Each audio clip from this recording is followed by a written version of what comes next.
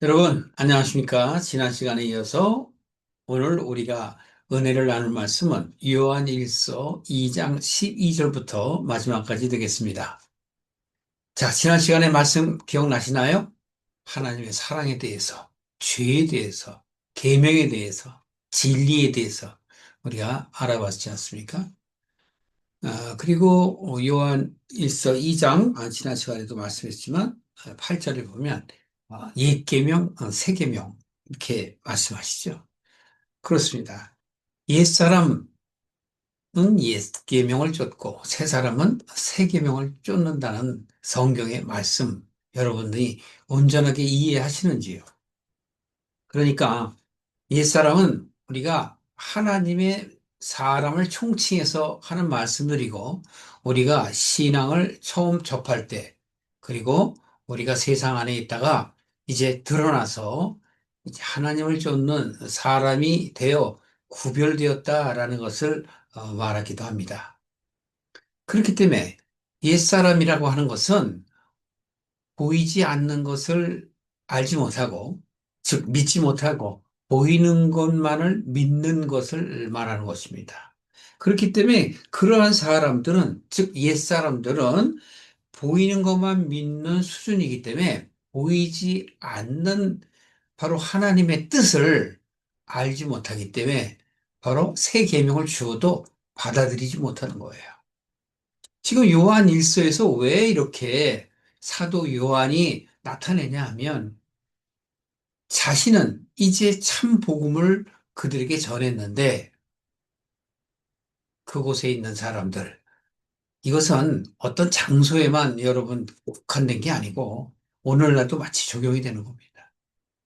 오늘날 우리가 크리스찬이라고 하면서 하나님을 경외한다고 하면서 실제로는 무엇을 쫓느냐 하고 우리의 정체성에 대해서 물음표를 던지게 하는 말이기도 합니다. 그래서 새 계명을 쫓는 사람은 새 사람을 이야기하는 것이고 하나님의 뜻을 깨달아 알게 되어 하나님 나라를 쫓는 자를 말하는 것입니다.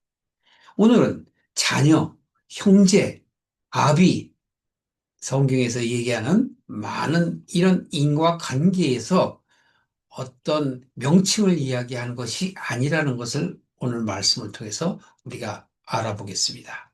자, 12절부터 보시겠습니다. 12절에 보면 자녀들아 내가 너에게 쓰는 것은 너희 죄를 그의 이름으로 말미암아 사함을 얻으며, 여기서 자녀들이라는 것, 지난 시간에도 자녀들에 대해서 얘기했죠. 자녀들이라는 건 뭐죠? 하나님의 기억을 물을 자를 자녀라고 하지 않습니까? 예수님께서 그런 말씀을 하시죠. 또 아브라함 때도 그런 말씀을 하시고, 결국 종은 주인의 기업을 받지 못하죠. 자녀만이 기업을 받는다고 하는 것이 그것은 비유로 말하는 것입니다. 하나님의 참 뜻을 받아들일 자는 바로 새 계명을 쫓는 새 사람이고 옛 계명과 옛 것을 쫓는 사람은 바로 옛 사람이라는 것을 지금 모두에서 말씀하면서 오늘 자녀에 대해서 얘기하는 거예요. 자녀는 바로 뭐죠? 아버지의 기업을 물을 자, 즉 하나님의 말씀을 받아들일 자를 이야기하는 거예요. 씨를 받을 자, 그것을 우리가 남성, 여성으로 비교하면, 즉, 남자는 씨를 가진 자를 이야기하며, 여성은 밭을 얘기하고, 씨를 받을 자를 얘기하는 것입니다. 이것은 다 비유로 얘기하는 것이고, 영적인 아버지의 뜻을 말하는 겁니다. 자, 그렇다면 옛사람은 뭐예요? 보이는 것, 바로 이 세상에 우리가 오감으로 느끼는 것에 따라서 자신의 소견대로 신앙생활을 하는 사람을 이야기하는 것이며, 새 사람은 하나님의 뜻을 깨달아 이 세상의 가치를 쫓지 아니하고, 즉 내려놓고 아버지, 즉 하나님의 나라를 소원하며 나아가는 자들을 이야기하는 겁니다. 그렇다면 여기서 자녀의 수준과 형제의 수준과 아비의 수준, 청년의 수준이 바로 그런 의미를 나타내는 거기 때문에 자, 차지하고 더 보겠습니다. 그래서 자녀들은 어떻게 돼요? 너희 죄가 그의 이름으로, 그의 이름은 뭐죠? 예수 그리스도를 얘기하는 거죠. 그냥 예수는 우리가 보이는 예수님 그게 아니고 예수님이 그리스도가 되신 건 보이지 않는 걸 얘기하는 거예요. 그리고 그것이 바로 새 계명을 얘기하는 겁니다. 바로 그의 이름으로 말미암아 사함을 받으며 그러니까 예수님의 이름을 우리가 받아들일 때 우리가 구원을 얻잖아요. 요한복음 1장 12절 기억나시나요? 뭐 찾아보실까요? 요한복음 1장 12절에 보시면 어떻게 돼요? 영접하는 자 곧 그 이름을 믿는 자들에게는 하나님의 자녀가 되는 권세를 주셨으니 여기서 권세는 바로 뭘 얘기해요? 깨닫는 그 뭐라 그럴까요? 명칭이 바뀌는 걸 얘기하는 거예요. 즉 아들로 세워짐을 얘기하는 거예요. 깨닫지 못하면 아들이 아니고 자녀가 아니죠. 그래서 성경 안에서 보면 너희들은 본디 마귀의 자녀드니 뭐 이렇게 얘기하는 그런 표현도 있지 않습니까? 사도 바울이 얘기할 때. 그러면서 13절에 보십시오. 이는 즉 자녀가 되는 권세를 받은 자는 혈통으로나 육정으로나 사람의 뜻으로 하지 아니하고 오직 하나님께로서 난 자야. 예, 특별하죠? 그러니까 하나님께로서 난 자들만이 구원을 얻는다는 거예요. 그것은 바로 뭐예요? 새 사람이 되어야만 된다는 것을 얘기하고 새 계명을 쫓는 자를 얘기하는 거예요. 새 계명을 쫓는 자는 옛 계명을 버리는 게 아니에요. 옛 계명을 넘어선 자를 얘기하는 거예요. 그것이 구약의 역사로 보면 남은 자들을 얘기하는 것이고 또 여기서 혈통으로 육종으로 난 게 아니다 이거예요. 그러니까 우리가 믿어지는 것, 말씀을 깨닫는 것은 하나님의 뜻으로 깨닫는 거잖아요. 그래서 요한복음 14장 26절인가요? 거기 가면 어떻게 돼요? 예수님께서 이 세상을 떠나기 전에 하나님께 간구하고 당신의 이름으로 즉 예수의 이름으로 오실 성령, 그 성령께서 우리로 하여금 깨닫게 하시고 예수님이 살아생전에 제자들에게 했던 말들을 기억나게 해서 이제 온전한 새 사람으로 이루게 하겠다고 예수님께서 말씀하시잖아요. 그래서 여기서 바로 이러한 사람만이 하나님께서 난 자라 얘기하고 14절에 보면 말씀이 육신이 되어 자, 중요하죠? 말씀이 육신이 되어 우리 가운데 거하시며 그러니까 내 마음에 거하신다는 게 뭐예요? 내가 깨닫는 거 아닙니까? 내가 깨달아야 하나님의 뜻, 예수님의 뜻을 알게 되어 그분이 내 안에 있어서 마치 내가 성전이 되는 거예요. 성전이라 하면 아주 성스럽고 거룩한 그게 아니고 하나님이 내 안에 거하시는 곳 그게 바로 성전이에요. 참된 그릇을 얘기하는 거예요. 새 그릇을 얘기하는 거죠. 그래서 그 깨달은 내가 여기서는 우리라고 표현하지만 내가 그 영광을 보니 아버지의 독생자의 영광이요 은혜와 진리가 충만하더라. 깨달은다는 걸 얘기하는 겁니다. 음. 자, 여러분 이제 자녀라는 의미를 아셨겠죠? 예, 내가 말씀을 깨달을 때 그 말씀이 내 안에 들어온다는 것을 바로 영접한다라는 것이에요. 그냥 우리가 영접 기도한다. 그런 거 아니에요. 그것은 옛사람과 옛계명이라고 보이는 것, 어떤 형식과 의식에 점철되어 감정에 의해서 받아들이고자 하는 마음인데 그것은 아주 초보신앙이고 옛사람이라는 거예요. 자, 좀 더 보실까요? 요한일서 2장에 지금 13절에 보시면 아비들아, 요번에 이제 아비에 대해서 얘기하죠? 감이 오시죠? 아비는 뭐예요? 자녀가 아니고 아비라고 표현을 해요. 아비들아, 내가 너희들에게 쓰는 것은 너희가 태초부터 계신 이를 알며 여기서 보면 이 아비들이 되기 전에는 뭐가 돼야 돼요? 청년기가 있을 거 아니에요. 그래서 청년들아 내가 너희에게 쓰는 것은 너희가 악한 자를 이겼습니다. 자, 청년은 뭐라고요? 악한 자를 이겼어.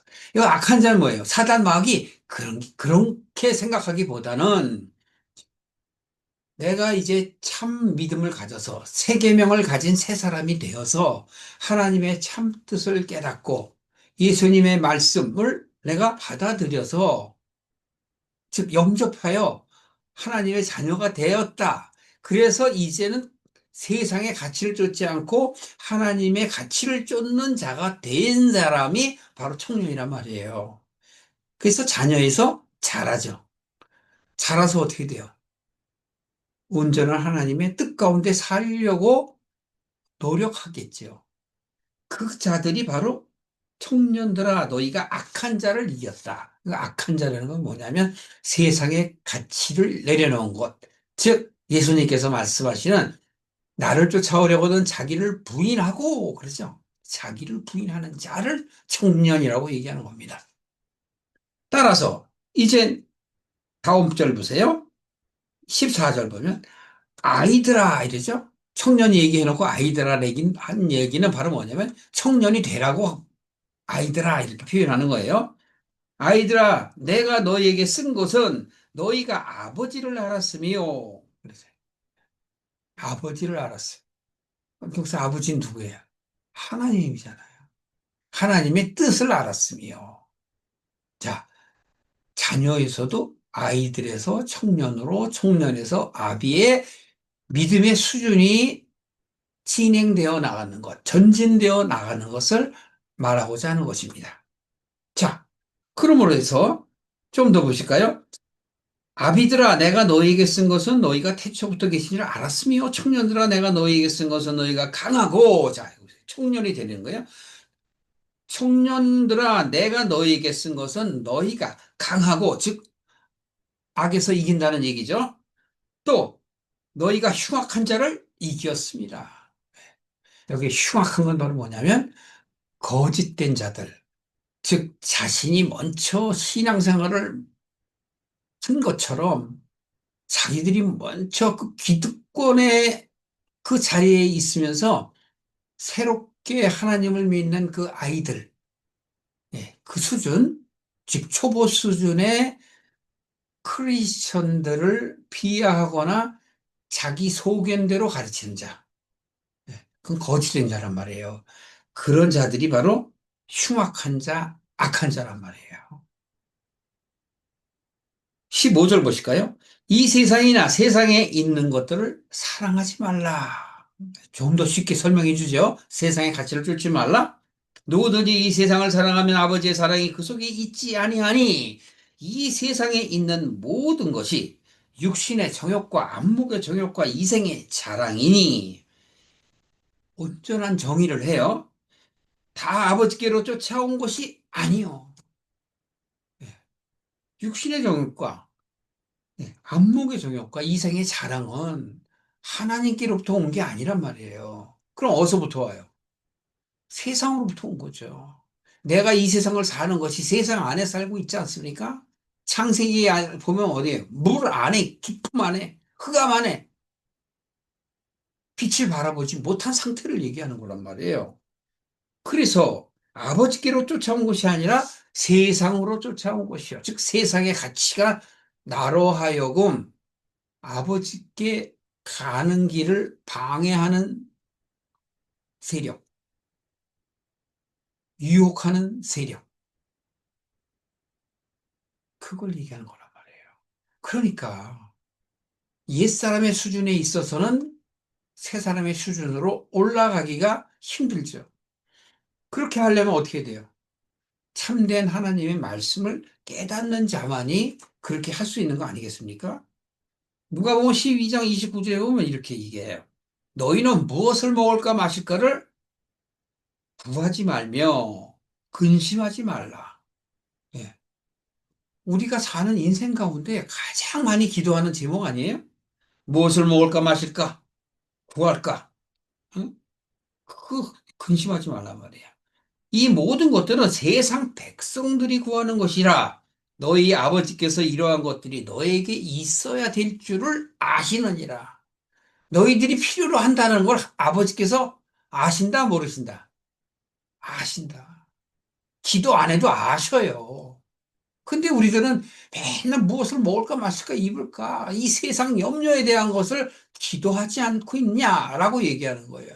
이게 바로 옛사람 수준에 있고 바로 자녀 가운데서도 아이 같은 수준이라는 것이에요. 아이들은 뭐예요? 육적인 거를 쫓잖아요. 그들이 무슨 어떤 가치를 쫓는 게 아니잖아요.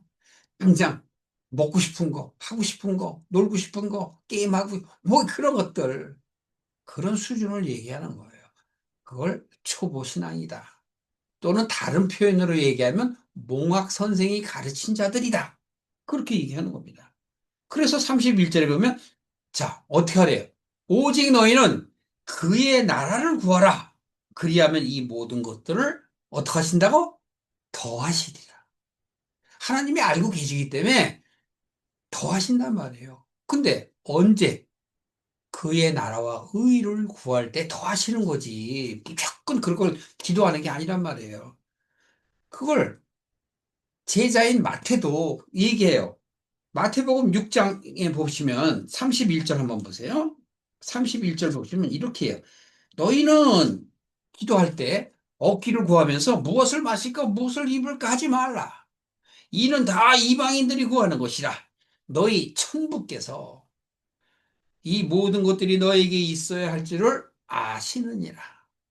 똑같은 내용이죠. 예수님께서 말씀하시는 거예요. 너희는 먼저 그의 나라와 그의 의를 구하라. 그리하면 이 모든 것을 너희에게 더하시리라. 그러므로 내일 일을 위하여 염려하지 말라. 내일 일은 내일 염려할 것이요 한낱 괴로움은 그날의 족하니라. 그러니까 그럼 뭘 걱정하라는 얘기예요. 그의 나라와 의를 쫓으면 모든 것이 자유케 된다는 것을 말씀하시잖아요. 이 마태복음 6장은 산상수훈 얘기예요. 산상수훈에서 첫 번째 팔복에 대해서 얘기하죠. 복 있는 자는 얘기. 복이 있는 자는 바로 뭐예요? 복을 뭐라고 얘기하죠? 제가 여러 번 얘기하죠. 복은 성경에서 얘기할 때 이 세상 것을 구하고 쟁취하는 것을 복이라 하지 아니하고 영생을 얘기한단 말이에요. 영생. 영생이 뭐예요? 하나님과 함께 있는 게 영생이에요. 영광을 구하는 것. 그의 나라와 의. 그건 뭐예요? 하나님 나라를 소망하고 하나님의 뜻을 깨닫는 자. 즉, 새 사람이 되어 세계명을 쫓는 자. 세계명은 뭐죠? 보이는 것을 쫓지 않고 보이지 않는 것을 쫓는 거예요. 그래서 그걸 알게 하시려고 보이지 않는 하나님이 보이는 하나님으로 이 땅에 오신 거예요. 낮은 자리에 오신 거예요. 왜? 우리로 하여금 보고 알게 하시려고. 그러니까 우리는 성경을 통해서 깨닫게 되는 것이죠. 그의 나라와 의를 위하여 그 기도하잖아요. 그 팔복을 얘기하시면서 구제, 기도, 금식, 거기에 대해서 예수님이 일일이 설명하시는 것은 왜 그럴까요? 보는 것만 믿는 우리들의 그 연약한 믿음에서 이제 자라서 아비의 수준에 이르라는 겁니다. 자, 요한일서 다시 오시겠어요? 그러면 지금 요한일서 지금 청년까지 얘기했잖아요? 그런데 보십시오. 15절 보세요. 이 세상이나 세상에 있는 것들을 사랑하지 말라 그러시잖아요. 지금 여태까지 얘기했어요. 우리가 공간복음에서 마태복음이나 누가 요한복음에서 다 똑같은 동일한 얘기를 하는 거예요.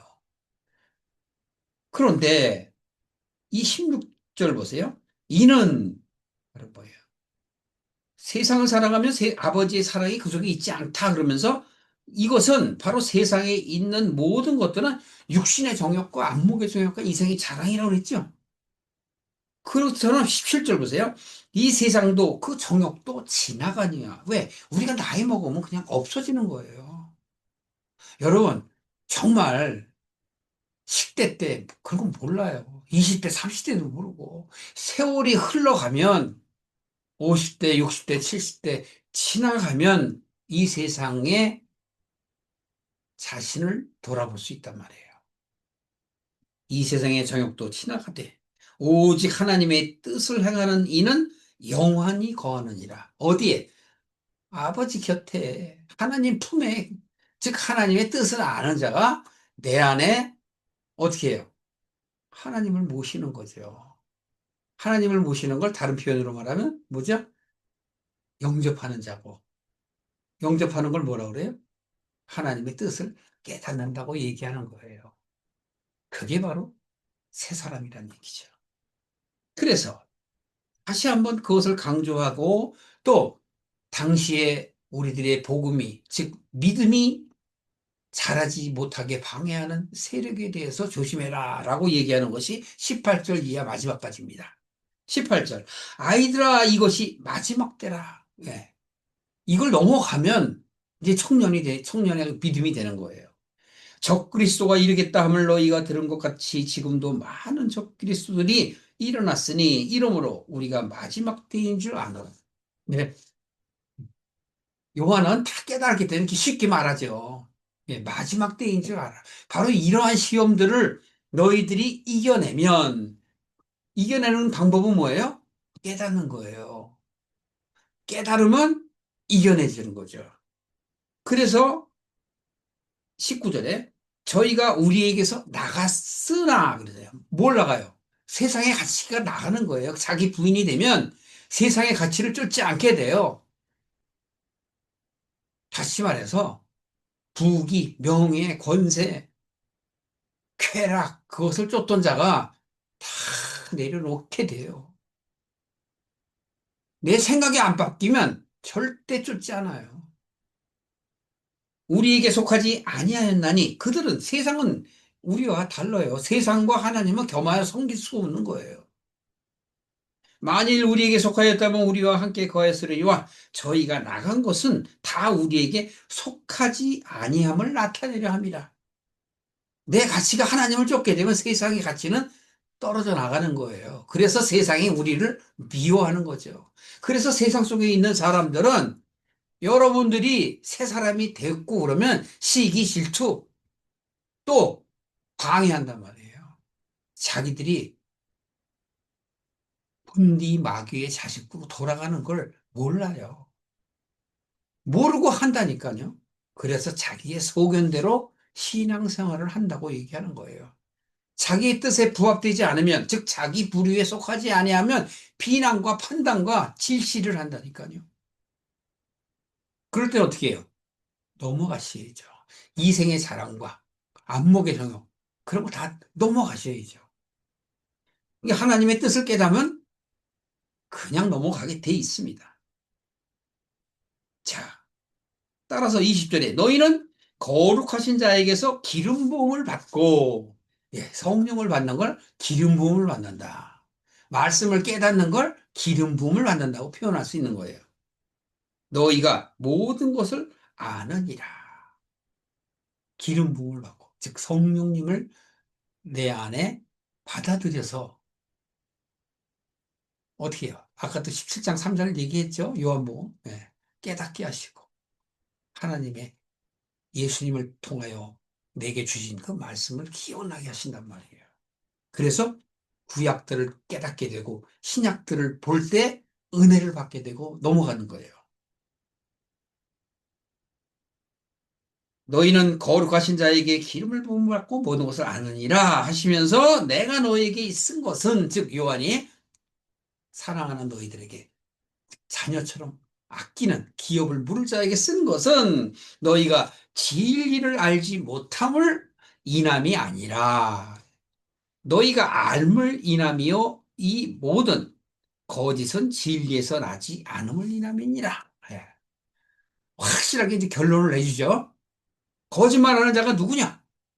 예수께서 그리스도이심을 부인하는 자가 아니냐? 아버지와 아들을 부인하는 자가 적그리스도라. 그러니까 여기서는 사람을 부인하는 게 아니에요.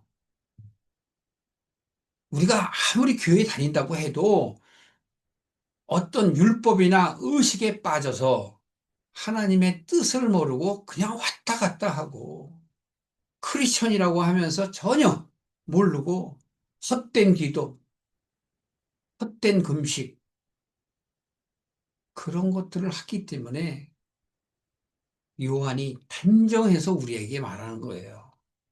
그걸 갖다가 뭐라 그래요? 아버지와 아들을 부인하는 자라 이렇게 얘기한단 말이에요. 사람을 부인하는 게 아니라 그 뜻을 부인하는 자.